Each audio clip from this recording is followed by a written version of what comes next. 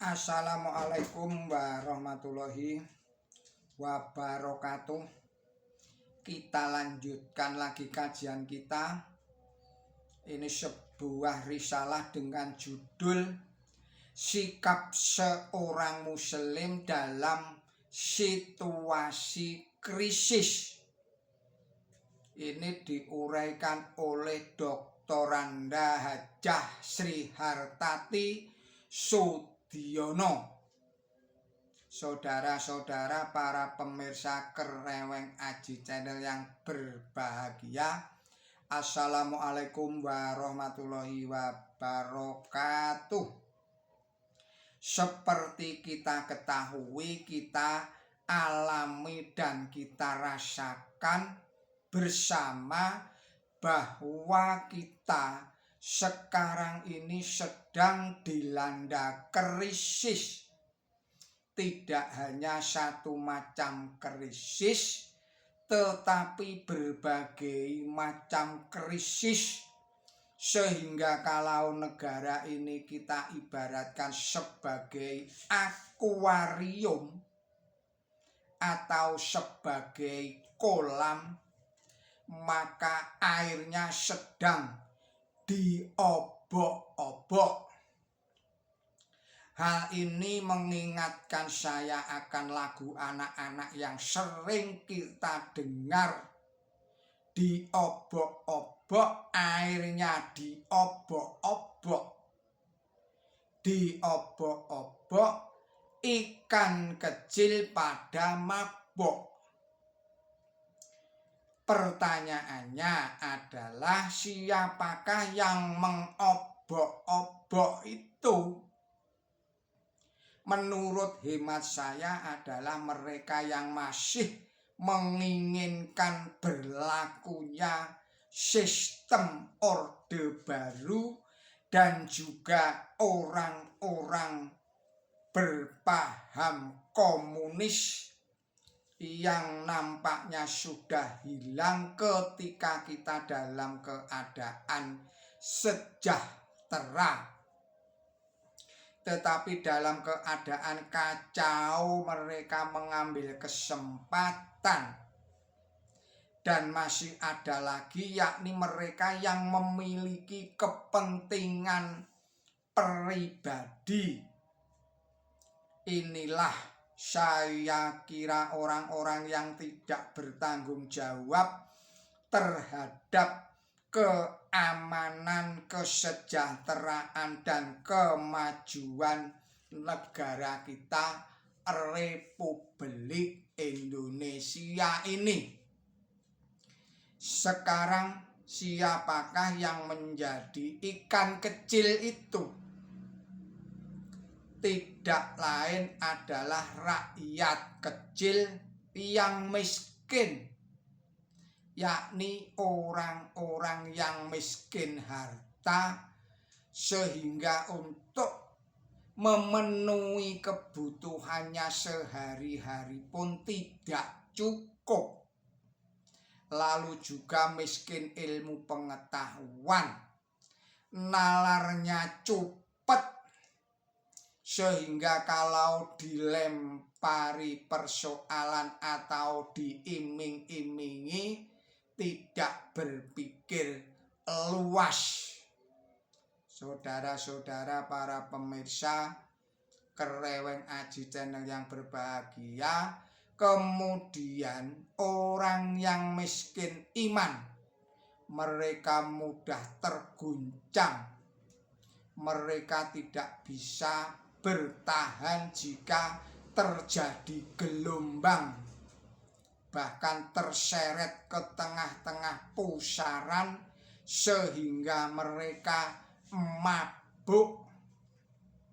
Mereka itu tidak lagi berpegang teguh kepada tali agama dan mereka sudah lepas dari tempat berpijak yang seharusnya, yaitu dasar-dasar agama yang bagi kita ini adalah Quran suci dan sunnah Nabi suci Muhammad Sallallahu Alaihi Wasallam. saya teringat sebuah lagu. Sebuah lagu lama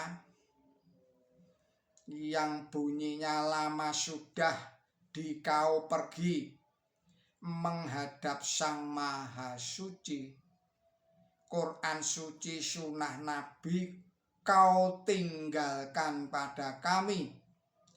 Dua benda warisanmu jadi pedoman hidupku, bagai dua buah lampu menerangi jalan hidupku.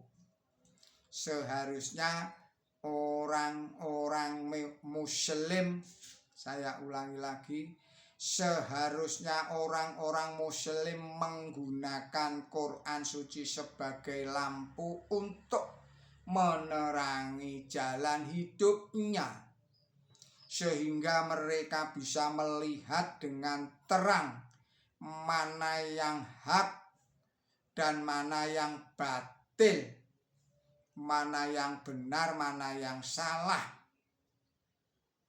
Yang benar diusahakan untuk dikerjakan, dan yang salah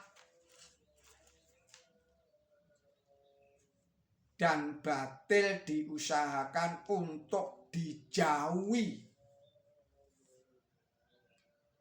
Saudara-saudara, para pemirsa Kereweng Aji yang berbahagia, krisis ini bagi saya, orang yang awam, mulai terasa tanggal 27 Oktober 1997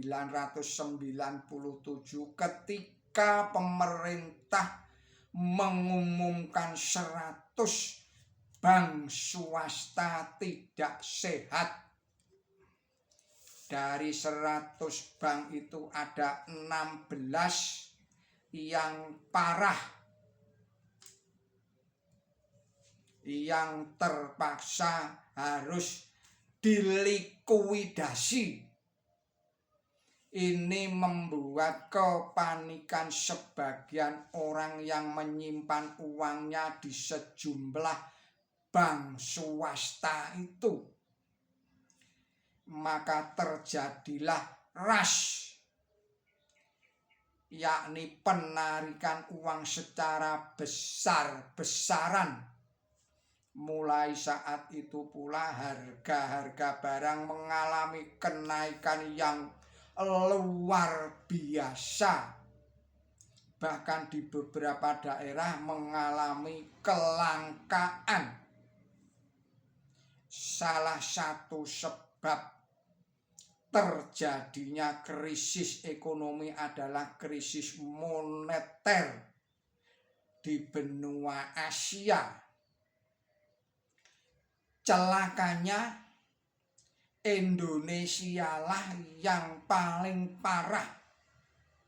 Kemudian yang kedua, gagalnya pembangunan ekonomi oleh pemerintah kita pada masa Orde Baru dengan mengambil sistem ekonomi lokomotif, yaitu mengembangkan konglomerasi. Dengan sistem ini diharapkan akan menarik usaha kecil dan menengah dengan sistem anak angkat. Mereka, para konglomerat itu diberi fasilitas secara berlebih-lebihan. Mereka diberi segala macam kemudahan dan hak-hak istimewa. Misalnya dengan memberikan hak monopoli yang sesungguhnya tidak relevan dengan sistem perekonomian kita seperti diamanatkan di dalam Undang-Undang Dasar 1945 yang kita miliki, yakni ekonomi kerakyatan yang bersendikan pada koperasi. Yang kedua, pengusaha-pengusaha besar itu diberi kemudahan meminjam uang baik dari bank luar negeri maupun bank dalam negeri. Sayangnya uang pinjaman itu tidak seluruhnya mereka gunakan untuk mengelola usaha, melainkan justru digunakan untuk kepentingannya pribadi. Di samping itu pemerintah juga mendirikan industri-industri besar seperti industri pesawat terbang, industri mobil timor yang suku cadangnya dibeli dari luar negeri. Pada waktu keadaan masih baik, kebanyakan orang masih diam saja. Tetapi ketika krisis melanda dan bahan pangan mahal, banyak orang berteriak-teriak, mengapa pemerintah dahulu tidak mengutamakan pembangunan pertanian dan lain sebagainya. Saudara-saudara para pemirsa Kreweng Aji yang berbahagia, kita akhirkan dahulu risalah ini dan kita sambung lagi pada video-video yang berikutnya. Mohon maaf atas segala kesalahan dan kekilapan saya di dalam menyampaikan risalah ini. Billahi taufik wal hidayah. Ihdinas siratal mustaqim. Wassalamualaikum warahmatullahi wabarakatuh.